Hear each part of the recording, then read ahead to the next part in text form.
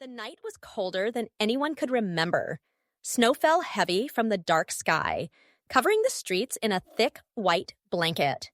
The wind howled like a hungry wolf, rushing through the narrow roads, making doors rattle and windows shake. Inside the houses, golden lights glowed. Families sat together by warm fires. The smell of roasted food drifted into the night. Laughter echoed from behind thick curtains and heavy doors. Everyone hurried home, wrapping scarves tightly around their necks, boots crunching against the snow, eager to escape the biting cold. But in the middle of this busy street, there was someone who did not belong to the warmth. A small girl. She wore only a thin dress, far too light for winter.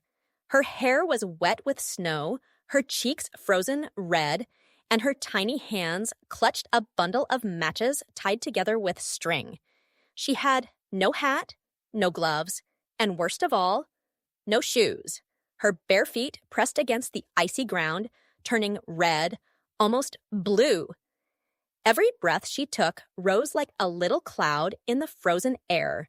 She walked slowly, shivering, her lips whispering words no one cared to hear. "Matches, please.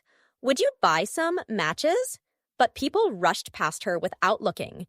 Some brushed by her shoulder as if she was invisible. Others pulled their coats tighter, afraid the cold from her might reach them. Carriages rolled by, sending sprays of snow onto her bare legs. Still, no one stopped. No one listened. The girl hugged the matches closer to her chest. These matches were all she had. They were supposed to bring money, food, maybe even a kind smile from someone who cared. But the world seemed too busy, too blind. She stopped for a moment under a glowing street lamp. Snowflakes twirled around her like tiny white stars. The lamp gave a little light, but no warmth. She bent her head, whispering again, softer this time. "Matches! Please, sir, madam, just one." But the voices of the crowd drowned her out. Laughter, footsteps, wheels in the snow. It was as if the world had no room for her small voice. Her toes stung like fire, then grew numb. She thought of her shoes, the ones she once had. One was lost when it slipped off her foot as she crossed the street. The other was taken by a running boy who never gave it back. Now she was left with nothing but the snow beneath her skin. The little girl wrapped her arms around herself and kept walking. The night seemed endless. Every window she passed showed families gathered around tables, candles shining bright, food piled high, hands held close. The warmth inside felt like another world, a world she could see but never reach. The snow kept falling, the wind kept howling, her steps grew slower. And then a thought struck her. What if she went home? But no, she shook her head. She couldn't. At home, her father would be waiting. His face would be angry, his voice loud. She had sold nothing. No coins, no food, no hope. Going back meant punishment. Going back meant fear. So she stayed in the street, alone. She looked down at the matches in her hand, such small sticks of wood, yet they were all she had left in the world. Would anyone ever buy them? Would anyone even care? Her body trembled, her teeth chattered. She pressed her forehead against the cold wall of a house, her breath fogging against the stone. The night was endless. The city seemed deaf, and the question hung heavy in the frozen air. Would anyone help her before it was too late? The little girl walked slowly through the snowy street. Her steps were soft, almost silent, but her heart beat loudly in her chest. She tried to smile, tried to call out to the people passing by. "Matches! Good matches? Please buy some."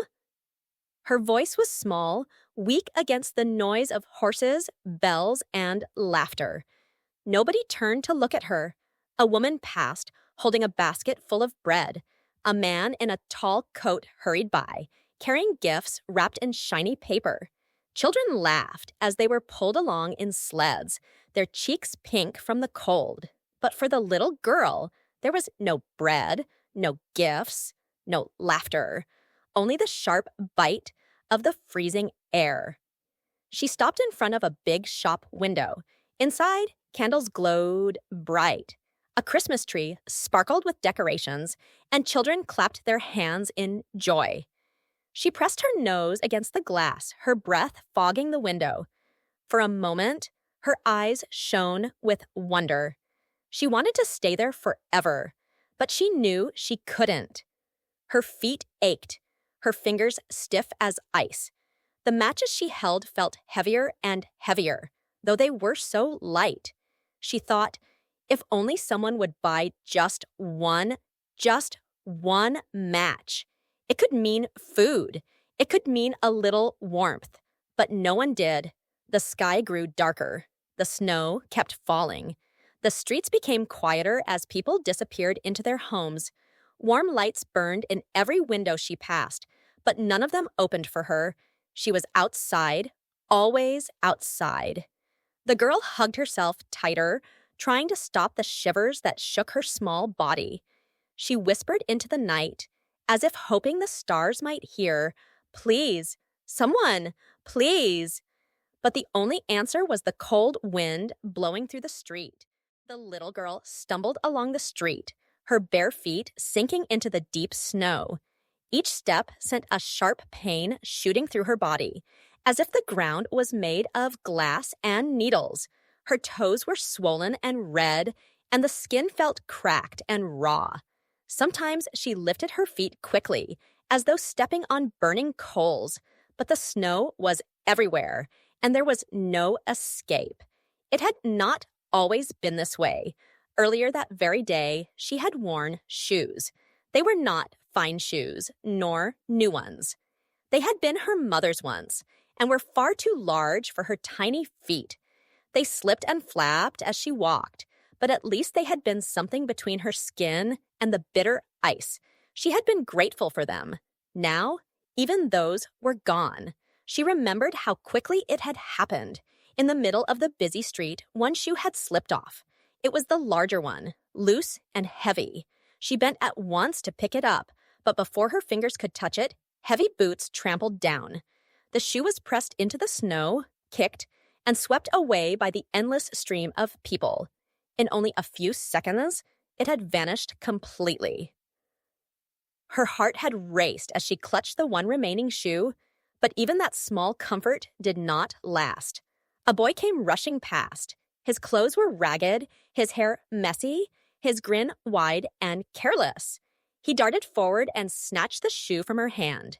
"Look what I found!" he cried, lifting it high into the air. "This will make a fine cradle for my baby brother when I rock him to sleep." She called after him, her voice breaking, but the boy only laughed. Within moments, he was gone, swallowed by the crowd. And with him went her last shoe. Now, she was barefoot, truly barefoot. The icy stones beneath the snow bit into her skin. She stumbled again and again, clutching her matches tighter, trying not to cry. Her lips trembled, her teeth chattered so hard that her jaw ached. But tears would only freeze on her cheeks, so she held them back. All around her, people continued to hurry past. They carried baskets of bread, roasted meats, fruits, and warm drinks. Their boots left strong prints in the snow, while her small feet left only faint marks that vanished quickly in the wind. Children clung to their mothers' hands, laughing and shouting, their cheeks rosy from the cold. None of them noticed the barefoot girl pressing her matches close as though they were treasure. She lowered her eyes, ashamed. She thought of the boy who had stolen her shoe. Had he really meant his words? Would he truly use it for his baby brother, or had he only wanted to mock her pain? The thought tightened her chest until she could hardly breathe. The sky darkened above, and lamps flickered weakly in the falling snow. She looked at the stars, shining far away, cold and distant. Her body shivered harder, her steps grew slower. She dared not think of going home. She could already hear her father's voice in her mind, sharp with anger. No coins? Not a single match sold? The thought filled her with dread. So she kept walking, barefoot in the endless snow, trembling and weak. Her matches pressed against her heart as though they could give her courage, though they were only sticks of wood. And with every step, one thought burned more painfully than the cold. How much longer could she endure the night without her lost shoes? The streets were almost empty now. The lively sounds that had filled them earlier, bells, horses, footsteps, laughter, had faded into silence. Snow kept falling, soft but heavy, wrapping the whole city in white. Lamps glowed weakly, their flames trembling in the sharp wind. From far-off windows came warm, golden light, but none of it reached the small figure wandering outside. The little girl's body shook as she moved forward. Her thin dress clung to her like paper, soaked with melting snow. Her bare feet pressed into the icy stones until she felt as though she were walking on sharp needles. Every step was slower than the last. She whispered again, her voice cracking with weakness. Matches? Good matches? Please, buy some. But there was no answer. The people had gone inside. Doors were closed. Curtains were drawn. The world had shut her out. At last, she could go no farther. Her legs trembled. Her chest rose and fell quickly, each breath a small cloud in the freezing air. She needed somewhere, anywhere, to stop, to rest, to hide from the wind that cut against her like a knife. That was when she saw it, a narrow space between two tall houses. The walls leaned close, leaving a corner of shadow. It was not warm, but the wind did not howl there as strongly. She slipped into the gap and sank down against the wall. She drew her knees to her chest and wrapped her arms around them. The ground was icy, hard as iron, but it was still. She rested her head against her knees, eyes half shut, and clutched the bundle of matches to her chest. The sticks dug lightly into her skin, but they felt like treasure, her last possession, her last chance. For a moment, she thought of home, the dark room, the empty hearth, and her father's stern face waiting in anger. She imagined his harsh words if she returned empty-handed. Not one coin, not one match sold. The thought filled her with dread. She shook her head quickly. She could not go back. Not tonight. She looked out from her corner at the glowing windows across the street. Through the glass, she saw families gathered around tables, children laughing, candles flickering bright. Food was laid out, bread, fruit, roasted goose.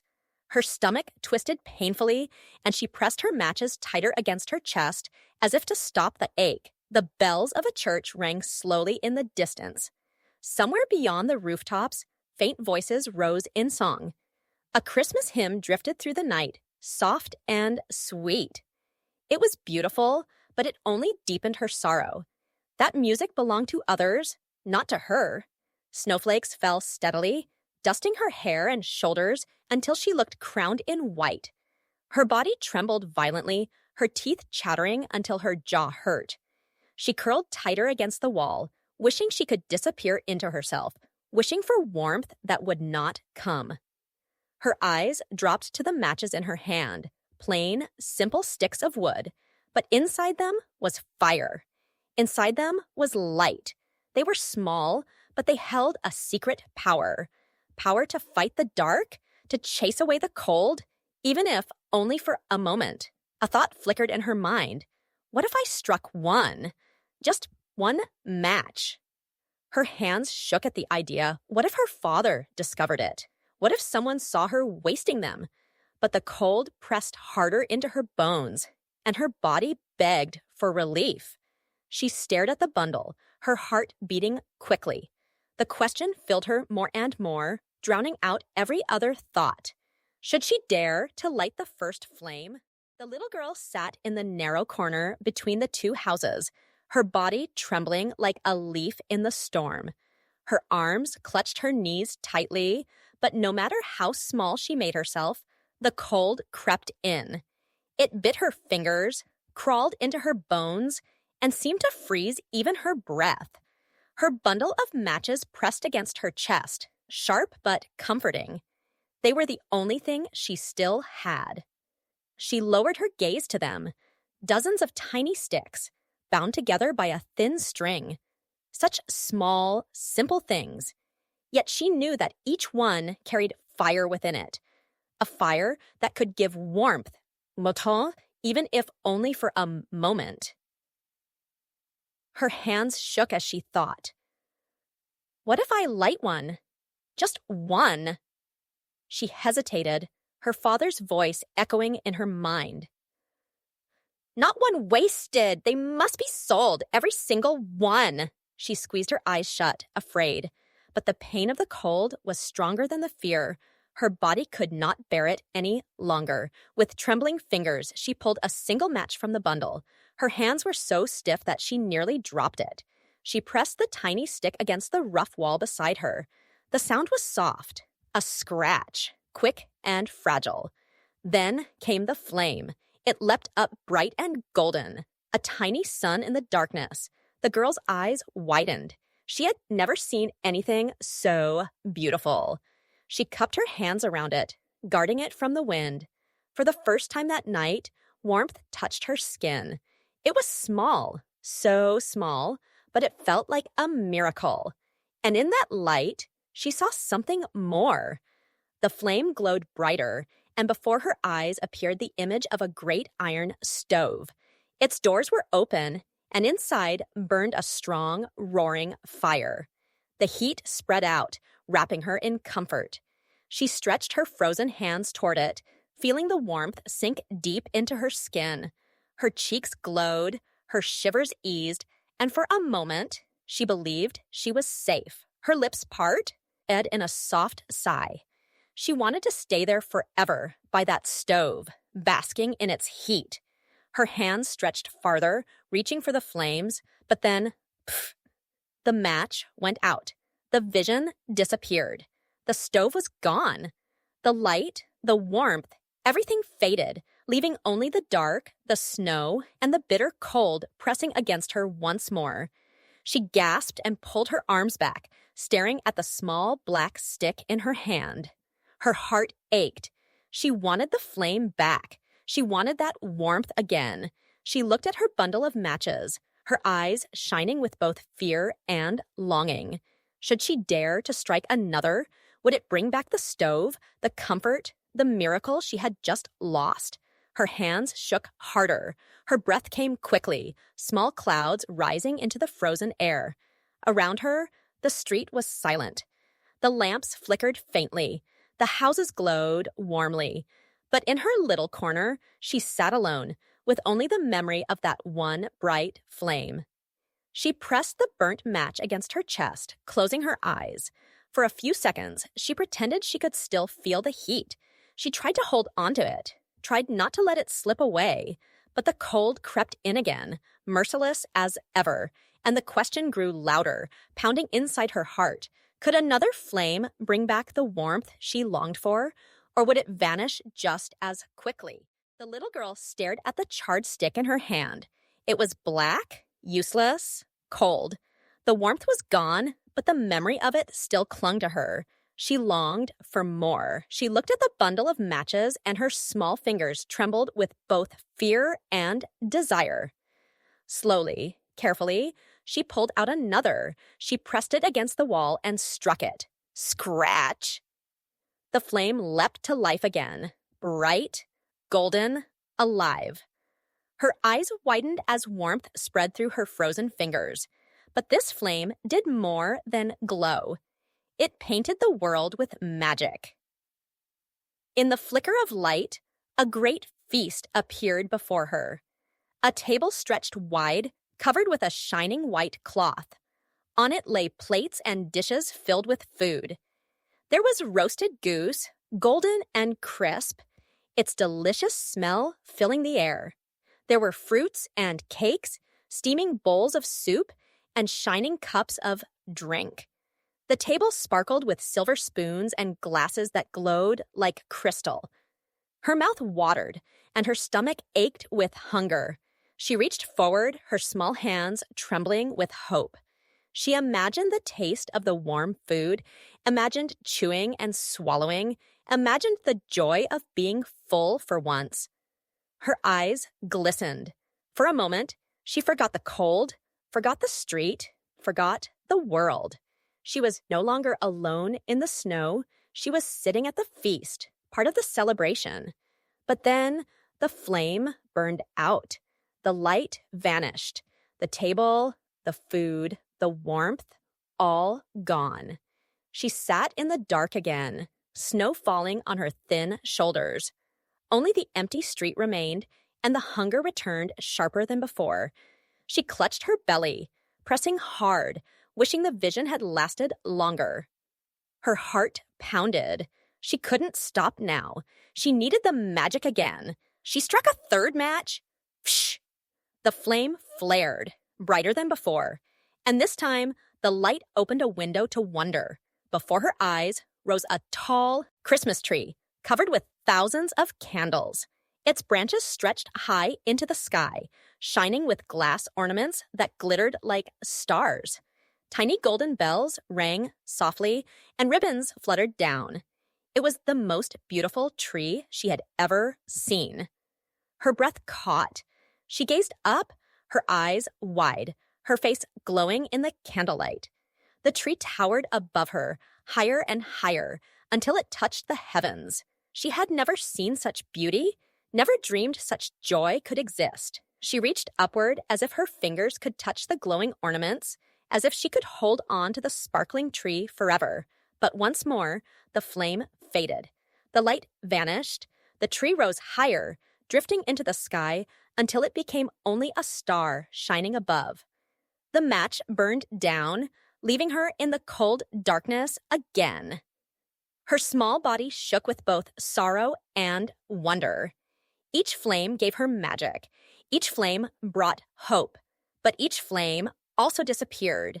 Yet the hunger in her heart for warmth, for light, for love, only grew stronger. The bundle of matches felt lighter in her hand now. She held them close, whispering softly, almost like a prayer. Please let me see more, just a little more. Her eyes lifted to the dark night sky, where snowflakes drifted like falling stars. Somewhere in that silence, she felt something stir, something gentle, something close. And she wondered, if she lit another flame, what miracle would appear next? The little girl's hands were stiff, almost frozen, but her longing was stronger than the cold. She had tasted the magic of the flames, warmth, food, beauty, and now her heart begged for more. She looked at the bundle of matches. Only a few were left. Each one was precious, but what good were they if she froze here in the dark? Her fingers fumbled, but at last she struck another match. Scratch! A flame bloomed bright, golden, and alive. She cupped it close, and at once the world around her changed again. This time, she did not see a stove, or food, or a tree. Instead, the light revealed a figure, tall, gentle, glowing. It was her grandmother, the one who had always been kind to her, the one who had given her love when no one else had. The old woman's eyes shone with warmth, and her smile was tender and full of care. The little girl gasped, her heart leaping. "Grandmother," she cried softly, her voice breaking with both joy and sorrow. She reached out her arms, desperate to touch her, to feel her, to hold her. But even as she reached, the flame flickered low. The vision wavered, fading like smoke. Panic filled the girl's chest. She shook her head quickly, tears spilling down her cheeks. "No, don't go. Please stay." The flame died, and the darkness rushed back. The street was cold, the snow endless, the houses silent. But the memory of her grandmother's face burned inside her, brighter than any fire. She could not lose it. She would not let it vanish. Her hands shook as she struck another match. The flames sparked to life, and there was her grandmother again, gentle, glowing, real. The girl cried with relief and clutched the vision tightly with her heart. One after another, she lit the matches. The flames leapt, danced, and joined together until the whole bundle glowed in her hands. The street was filled with brilliant golden light, brighter than the lamps, brighter than the stars. And in that great light, her grandmother stood clear and strong, more radiant than ever. She opened her arms wide, and the girl felt warmth like she had never known before. The cold vanished, the snow melted, and the pain in her small body was gone. Her grandmother whispered softly, her voice like music. "Come with me, my child. You will not be cold anymore. You will not be hungry or lonely or afraid. Come with me where it is always bright, always warm, always safe." The girl's tears sparkled, not from sorrow now, but from joy. She nodded, her face glowing in the golden light. She rose, leaving behind her pain, her hunger, her fear. Hand in hand with her grandmother, she lifted higher, higher, as the flames blazed brighter. The houses, the snow, the dark street, all fell away beneath her. The warmth grew, the light surrounded her, and for the first time, she felt free. In the corner of the street, the bundle of matches burned low, their smoke curling gently into the night air, and the question hung in the silence. Would the world ever know the wonder she had seen in her final light? The city woke slowly, its rooftops covered in white. The snow lay deep and still, sparkling in the early morning light. Doors opened, windows creaked, and people stepped out into the quiet streets. Their boots crunched against the frozen ground as life began again after the long winter's night. But in the narrow corner between two tall houses, there was a sight that made the people stop. There sat the little match girl. Her small body was curled against the wall, her head resting gently on her knees. Her thin dress was covered in frost, and her bare feet lay still upon the icy stones. Her bundle of matches had burned to ashes, their sticks scattered around her. In her hands was one last charred match, clutched as if it were something precious. The townsfolk gathered, whispering softly. Some shook their heads with pity, others sighed and said, "Poor child, she must have tried to keep warm." They saw only a girl who had frozen in the night, but her face told a different story. Her cheeks, though pale, seemed touched with peace. Her lips held the faintest smile, as though she had seen something beautiful in her last moments. Her eyes were closed, but not in fear or pain. They were calm, as if she had fallen into a gentle dream. The people did not know what she had seen. They did not see the glowing stove, the grand feast, or the towering Christmas tree that had lit her world with wonder. They did not see her grandmother's arms or hear the tender voice that had promised her warmth forever. They only saw the cold street, the burnt matches, and the little girl who had slipped quietly away. Yet high above, beyond the rooftops, the sky was brighter that morning. The clouds seemed open, and a golden light poured down. Perhaps it was only the sunrise, but perhaps it was something more. Perhaps it was the glow of a child's soul, lifted into joy, carried by love into a place where the cold could never reach her again. The townsfolk eventually walked away, leaving the little figure behind. But the truth was greater than what their eyes could see. For while the city went on with its life, the little match girl's journey was complete. She was no longer alone, no longer hungry, no longer cold. She had found warmth that never faded, light that never dimmed, love that never ended. And so her story, though filled with sorrow, became something more. A tale of hope, of dreams, of a child who found her place among the stars. Far above, in the endless sky, the little match girl walked hand in hand with her grandmother, surrounded by eternal light. And down below, In the silent corner of the city, the last curl of smoke from her matches drifted gently into the morning air.